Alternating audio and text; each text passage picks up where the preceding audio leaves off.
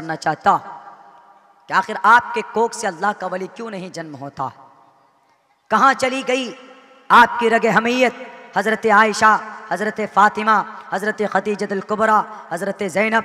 आज सिर्फ बोलते हैं कि जहेज़ ये महरे फ़ातिमी, शादी में महरे फ़ातिमी तो देते हैं मेरे भाइयों। महरे फ़ातिमी शादी निकाह के बाद 4 चीज़ होती है उस महफिल के अंदर। उन चारों चीज़ों पर हम लोग अमल नहीं करते जो ज़रूरी। क्या निकाह में सबसे ज़रूरी क्या है? निकाह के बाद में महर दीजिए जो ज़रूरी। सबसे पहले you have to pay your महर फॉर योर लाइफ पार्टनर। आप अपनी बीवी को महर दीजिए। आज हम लोग महर अदा करते करते 20 साल लगा देते हैं, लेकिन जो वो गैर शरई चीज़ है क्या जहेज़, वो अपनी बीवी को कहते हैं कि तुम्हारा दूसरे दिन सब सामान पहुंचना चाहिए, गाड़ी अपाची भी आ जानी चाहिए, इनफील्ड भी आ जाना चाहिए। ये 4 व्हीलर का भी डिमांड कर बैठते। दूसरी चीज़ क्या है? महर के बाद, निकाह के बाद जो ज़रूरी महर नहीं अदा कर पाते। दूसरी चीज़ ना नफ़क़ा, बीवी को अच्छे कपड़े पहना, बीवी को अच्छा खिलाया। और तीसरे नंबर पर छुआरा, निकाह के बाद बांटिए, वो भी खर्चा लड़के के ऊपर है।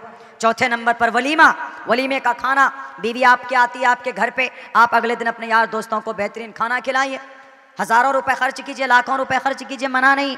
मोहम्मद रसूलुल्लाह ने अपनी बेटी की 4 शादी की, किसी में भी आपने जहेज़ दिया है? आप अलैहिस्सलातु वस्सलाम ने इतने निकाह किए, लेकिन वलीमा आपने किया।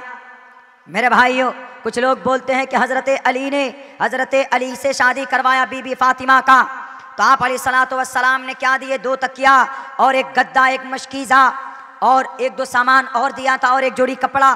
तो वह हज़रत अली ने, मोहम्मद रसूलुल्लाह ने नहीं दिया था। हज़रत अली से कहा कि इधर आओ, तुम्हारा निकाह होने वाला है, कुछ पैसा है? कहा कि नहीं। कहा कि तुम्हारे पास एक ज़िरा है?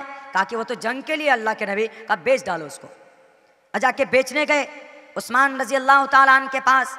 हज़रत उस्मान ने 30 दिरहम दिए और कहा कि लेके जाओ अली, और लाकर अली ने 30 दिरहम अल्लाह के नबी को दे दी।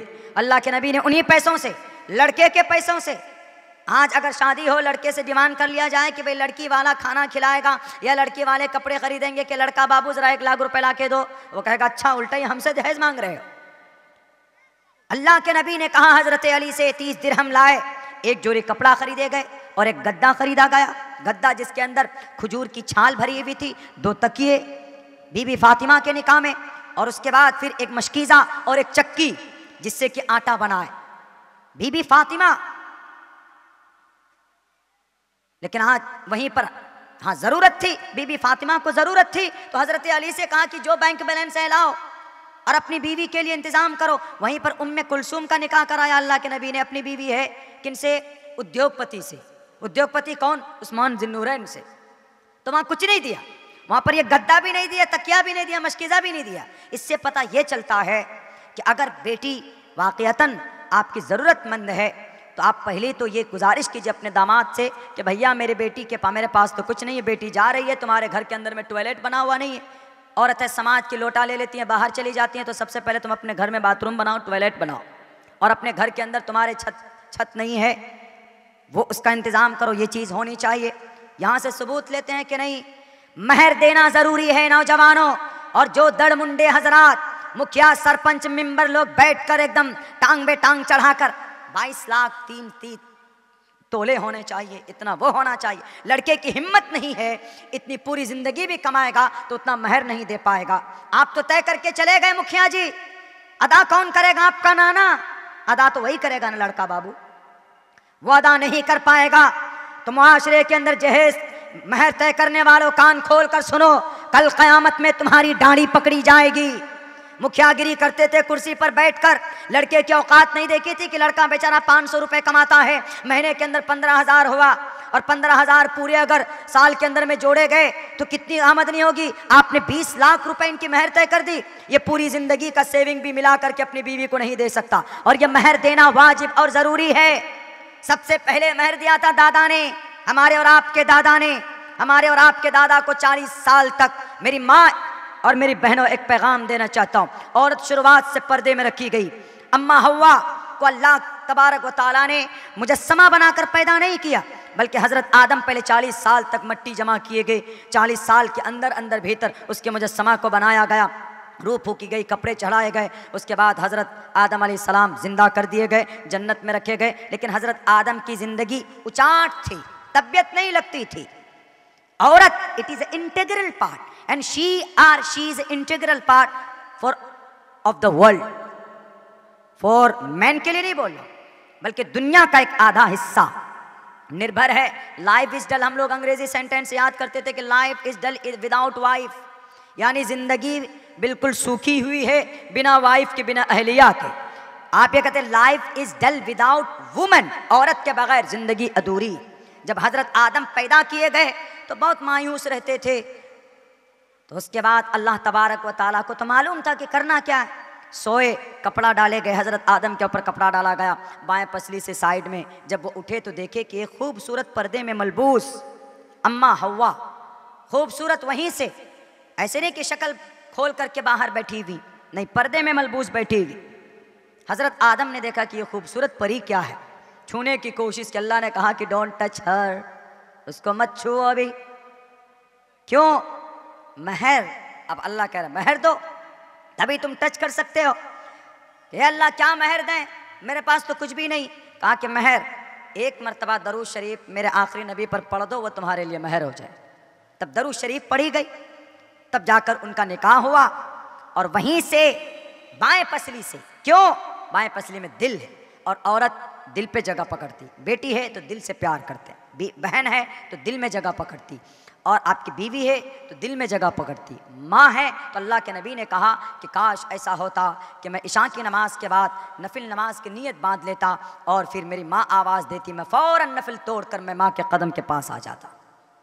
औरत दिल में जगह पकड़ती, इसलिए दिल से पैदा किया। तफसीर इब्न कसीर लिखा, औरत को इतना सम्मान आज तक किसी धर्म के अंदर नहीं दिया गया जितना सम्मान के कुरान ने दिया है, इस्लाम ने दिया।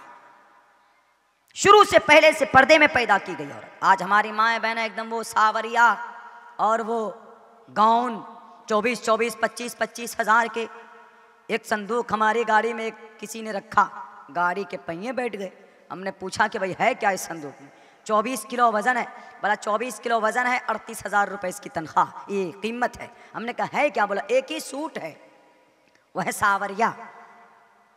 अल्लाह ने अगर आपको दी है वो साथ, तो आप 24,000 नहीं, मैं कहता हूँ कि 50,000 की पहनी। लेकिन एक बात याद रखिए कि वो चीज़ फिर आपकी ज़कात भी उस पर वाजिब हो जाएगी, इसलिए कि वो लिबास में नहीं है। उसके अंदर पता नहीं कितने सारे स्टोन्स लगे होते हैं, चांदी लगे होते हैं, चांदी का क्या क्या लगा हुआ होता है। हमने कहा कि भाई कैसा लिबास है?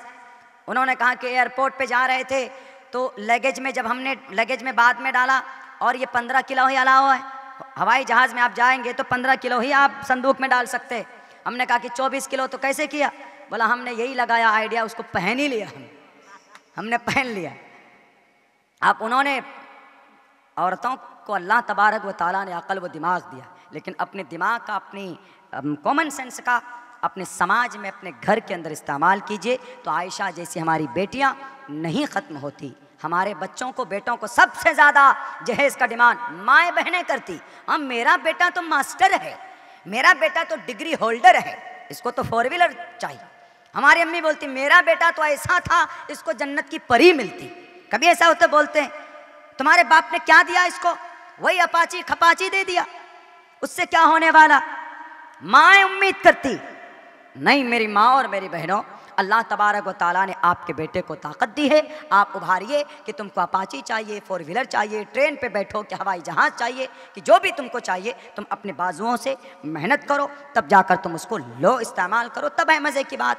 बेचारे ससुर की तो वैसे भी शुक्रिया अदा करो कि 20 साल तक पोस पाल करके खूबसूरत सी गुड़िया आपके सामने ला कर रख दिया, ये होना चाहिए। लेकिन वो बेटी मर गई, चली गई इस दुनिया से, उसकी कभी कुर्बानी कभी भी रायगा नहीं होगी। मुझे यकीन है समाज के नौजवानों, अगर आपकी रगे हमीयत नहीं फड़की इस वाक़े से, अगर आपका माँ बाप उम्मीद करता है कि हमारा समधी कुछ देगा, तो अपने माँ बाप को कहो क्या आपकी ज़िंदगी निकल चुकी है, अल्लाह ने मुझे ताकत दी है, मैं मेहनत करूँगा, मैं किसी भी समाज की बहू बेटी को सामान के साथ नहीं लाऊंगा, बल्कि उससे निकाह करूँगा, सिर्फ उसके साथ उसके सिर्फ हमारे साथ वो लड़की आएगी, उसके साथ कोई सामान नहीं आएगी। ये संकल्प लो, तब जाकर बात बनेगी। नहीं तो पहले से इस्लाम बदनाम है। एक दो और हमारे समाज की बहू बेटी जाकर साबरमती नदी में कूद गई तो इस्लाम का वैसे भी लोग तो नज़रों में लिए हुए हैं और कहेंगे कि देखो कितना गलत सिस्टम है। नौजवान शराब पीते हैं, नौजवान जहेज लेते हैं, बेटियां इनकी मर रही है। इसलिए अपने इस्लाम को बदनाम होने से बचाओ। आपको अल्लाह ने जवानी दी है, सिर्फ इस नीयत से अगर आप शादी करो कि मैं जहेज नहीं लूँगा, चूँकि इस्लाम के अंदर अल्लाह के नबी ने इसको मना किया है, तो कल क़यामत में आपकी गर्दनें कितनी लंबी होंगी। मेरे भाइयों, ये पैगाम हमारे मदरसों से उलमाए किराम हम तक पहुँचाते हैं। अगर हम सही रहे तो हमारे मदारिस की तरफ, हमारे शरीयत की तरफ कोई निगाह उठाकर देखने वाला कोई नहीं होगा।